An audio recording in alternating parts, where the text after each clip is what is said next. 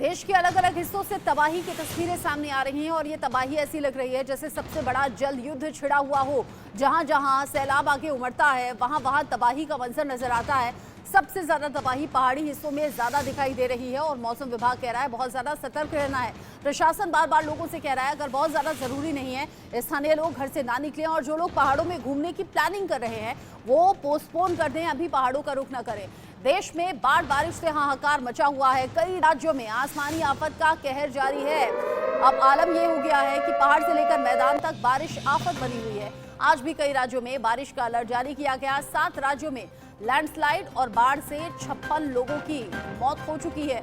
अनुमान आप लगाइए, तेजी से मौत का आंकड़ा भी बढ़ रहा है, हादसे भी बढ़ रहे हैं और जगह जगह बारिश के बाद कैसे तबाही अब चारों तरफ से लोगों को घेरे हुए है उसकी तस्वीरें डराने वाली हैं, चिंता पैदा करने वाली हैं। जगह जगह शासन प्रशासन की टीमें जो है मुस्तैदी के साथ काम कर रही हैं, राहत बचाव की टीमें एक्टिव हैं। लेकिन ये जो बारिश है जो कि प्राकृतिक है इस पर किसी भी तरह से कंट्रोल नहीं, लेकिन आप कंट्रोल कर सकते हैं अपने दौरों पर। अगर आप पहाड़ों में घूमने जा रहे हैं बिल्कुल मत जाइए, अपना परिवार देखिए, खुद की सिक्योरिटी देखिए। पहाड़ों में तबाही इस तरफ चारों तरफ आपको पसरी हुई दिखेगी। देखिए कैसे घर के घर सैलाब में समा रहे हैं, कैसे सड़कें धंस रही हैं और कैसे जो ब्रिज है मजबूत बने हुए वो भी पानी में समा जा रहे हैं। इन सब के बीच में राजधानी दिल्ली पर बाढ़ का संकट गहरा गया है। पुराने पुल पर बंद की गई है ट्रेनों की आवाजाही। अभी का अपडेट है, दिल्ली में बारिश के चलते बाढ़ का अलर्ट जारी किया गया है। यमुना के निचले इलाकों में पानी भर चुका है। जो तटीय इलाकों में रहने वाले लोग हैं वहां पानी पूरी तरह से पहुंच चुका है। दिल्ली में यमुना खतरे के निशान से पार हो गई है। यमुना का जलस्तर 206.04 मीटर से ऊपर पहुंच चुका है। दिल्ली में अब डर के बीच में प्रशासन तो सतर्क है ही, लेकिन जो तटीय इलाकों में या फिर यमुना किनारे रहने वाले लोग हैं उनके लिए ये परेशानी सबसे बड़ी है। उन्हें अपनी जगह छोड़नी पड़ रही है। प्रशासनिक टीमें उन्हें राहत बचाव के जरिए सुरक्षित स्थानों पर पहुंचा रही हैं, खाने पीने का सामान पहुंचा रही हैं। लोगों के पास समझ नहीं आ रहा कि वो जाएं तो जाएं कहां।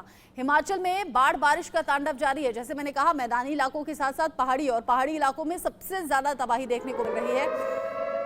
हिमाचल प्रदेश से बड़ा अपडेट जानिए। बाढ़ बारिश से सबसे ज्यादा तबाही हिमाचल से ही सामने आई है। हिमाचल जहां पर पिछले 24 घंटे में 20 से ज्यादा लोगों की जान जा चुकी है। हिमाचल में अब तक 4000 करोड़ के अनुमान लगाए जा रहे हैं कि नुकसान हुआ है।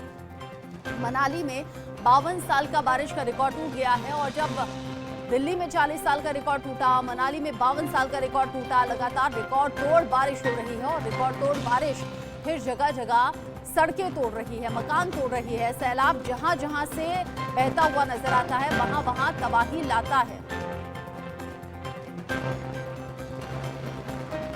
इस खबर को लेकर ज्यादा अपडेट के साथ साकेत पांडे दिल्ली से हमारे साथ जुड़ गए हैं। कामेश्वर शर्मा शिमला से हमारे साथ मौजूद हैं।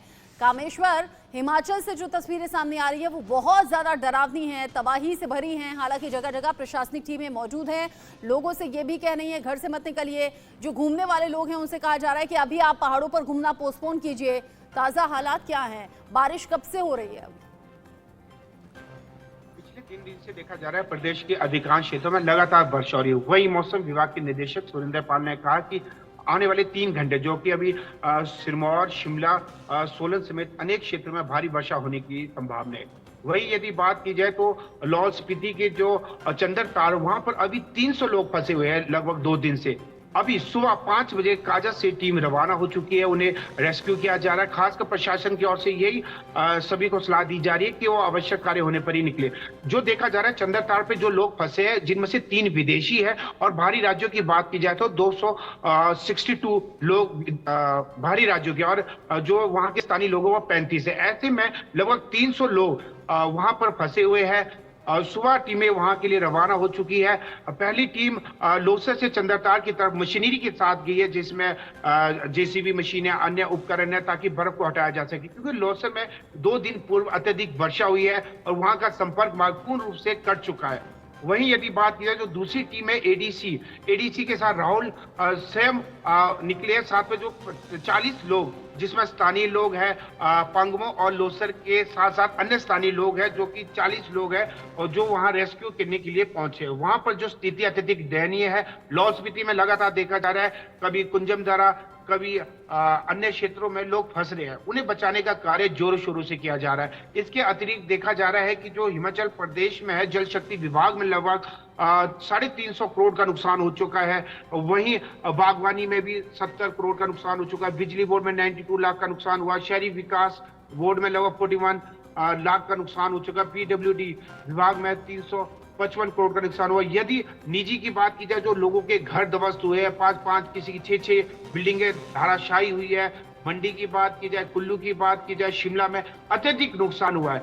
अभी फिलहाल हिमाचल प्रदेश में अधिकांश क्षेत्रों में वर्षा रुकी है, लेकिन मौसम विभाग के निदेशक ने कहा है कि आने वाले 24 घंटों में अत्यधिक वर्षा होने की अधिक संभावना है। बचाव दल लगातार किया जा रहा है। हिमाचल प्रदेश में लगभग 24 घंटों में 18 लोगों ने अपनी जान गंवा चुके हैं। अभी तक 12 दिन की बात की जाए तो लगभग 72 लोगों ने अपनी जानें गंवाई है। वहीं इस हादसे में लगभग 92 लोगों अत्यधिक घायल हुआ। मुख्यमंत्री सुखविंदर सिंह सुक्खू ने भी हेल्पलाइन नंबर जारी कर दिए, जिसमें 1100 है, 1070 है, 1077 नंबर है। यदि कोई स्थानीय लोग या पर्यटक फंसते हैं तो वह तत्काल प्रभाव से इनको सूचित कर सकते हैं। वहां जो पर आंकड़े आप बता रहे हैं कामेश्वर, वो डराने वाले हैं। अगर 24 घंटे में ही 18 से 20 लोग जान गंवा देते हैं तो अनुमान आप लगाइए ये तबाही अभी कितने दिन इसी तरीके से लोगों पर कहर बर पाएगी और कितने लोग लापता, जख्मी हो गए हैं। और ये जो मौत का साया है वो लोगों पर मंडरा रहा है, क्योंकि अभी भी बारिश थमती नहीं बल्कि बारिश होती हुई नजर आती है। और जो तबाही की तस्वीरें हैं वो चारों तरफ सोशल मीडिया पर भी देखी जा सकती हैं। सार्थक हमारे साथ हैं। सार्थक, दिल्ली का मौसम अभी कैसा है? बिल्कुल, देखिए रचना, दिल्ली में लगातार झमाझम बारिश के बीच जो तस्वीरें निकलकर सामने आई वो काफी चिंताजनक थी।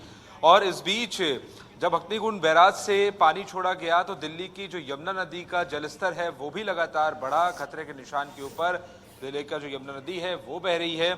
इस वक्त हम यमुना नदी के ठीक किनारे खड़े हुए हैं और तस्वीरों के जरिए दर्शकों को ये दिखाने की कोशिश करते हैं कि कितनी भयावह स्थितियां आने वाले समय में और पैदा हो सकती है। माना जा रहा है कि जो 11 से 12 के बीच का समय आज होगा दोपहर के, उस वक्त पर जो पानी, जो जलस्तर है यमुना नदी का वो और भी ज्यादा बढ़ेगा। बारिश भी होने का अनुमान लगाए जा रहे हैं, चूंकि सुबह से अभी तक कोई बारिश के संकेत नहीं देखने को मिले हैं, पर लगातार बादल छाए हुए हैं और अब से कुछ देर बाद बारिश होने के अनुमान लगाए जा रहे हैं। तो स्थितियां भयावह है, स्थितियां चिंताजनक है। तटीय इलाके में जो लोग हैं उनको खास तौर से अलर्ट मोड पर रखा गया है और उन्हें लगातार अपील के जरिए कहा जा रहा है कि वो तटीय इलाके खाली करके एक सेफ जोन में जाएं, जहां पर उनके लिए टेम्परेरी टेंट जो है वो लगाया गया है। खाने पीने की व्यवस्था प्रशासन ने की हुई है।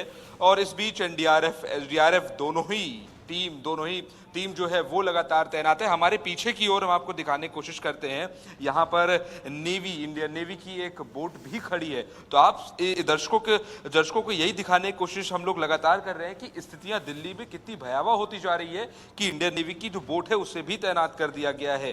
परिस्थितियों को देखते हुए पूरी तरह से सारी चीजों को मूवमेंट पे लाया गया है, सारी चीजों को अलर्ट मोड पर रखा गया है। चूंकि जो जलस्तर है वो बढ़ रहा है और बढ़ रहे जलस्तर के बीच जो दिल्ली में पुल है उस पर भी जो ट्रेन के आवागमन है उसको पूरी तरह से प्रतिबंध कर दिया गया है, रोक दिया गया है खतरे को देखते हुए। फिलहाल अभी देखना है कि आखिर और क्या कुछ भयावह स्थितियां आगे पैदा हो सकती है, चूंकि जलस्तर लगातार बढ़ रहा है और ऐसे में अनुमान लगाया जा रहा है कि और बारिश जब होगी तो ये जलस्तर अपने उफान पर होगा। तो यमुना नदी का जो जलस्तर है वो उफान पर है और ऐसा दिल्ली के आसपास के राज्यों में भी जो तस्वीरें सामने आई वो भी अपने आप में काफी भयावह और चिंताजनक है। और बहुत ज्यादा दिक्कत उन लोगों के लिए है जो कि नदी किनारे रहते हैं, यमुना किनारे जो बसते हैं उन्हें वहां से हटाया गया है। और जिस तरीके से यमुना का जलस्तर बढ़ रहा है वो खतरे में ला रहा है दिल्ली को और बाढ़ का खतरा दिल्ली पर बना हुआ है। सार्थक, बहुत शुक्रिया। कामेश्वर, आप भी नजर बनाए रखिएगा। अभी के लिए अपडेट पहुंचाने के लिए।